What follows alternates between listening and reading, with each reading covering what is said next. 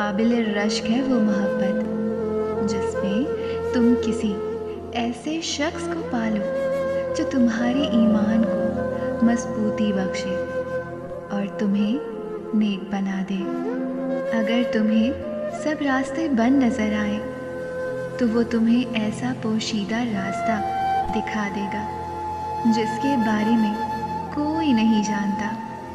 محبت سے غم اور اداسی ضرور پیدا ہوگی، وہ محبت ہی نہیں جو اداس نہ کرے۔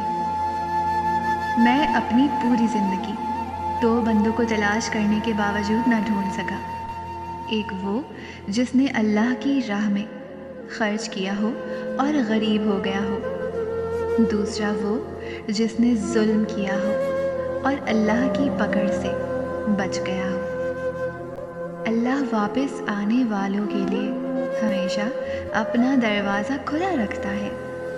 تم یہ کرتے رہنا، تمہارے دروازے پر میلہ لگا رہے گا۔ اگر قسمت میں آدھی روٹی ہے تو اگر چھین کر پوری بھی کھا لو گے تو الٹی آ جائے گی۔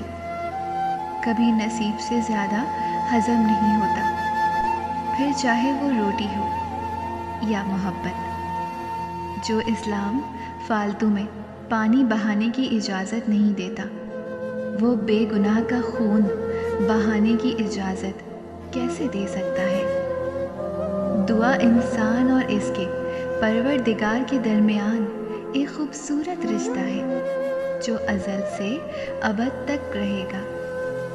جب دنیا والے تمہیں گھٹنے ٹیکنے پر مجبور کر دیں تو یہی بہترین وقت ہے سجدے کا۔ ان لوگوں کو کبھی سچا پیار نصیب نہیں ہوتا جن میں یہ ایک عادت ہو، اور وہ عادت یہ ہے کہ صرف مطلب سے پیار کرتے ہیں۔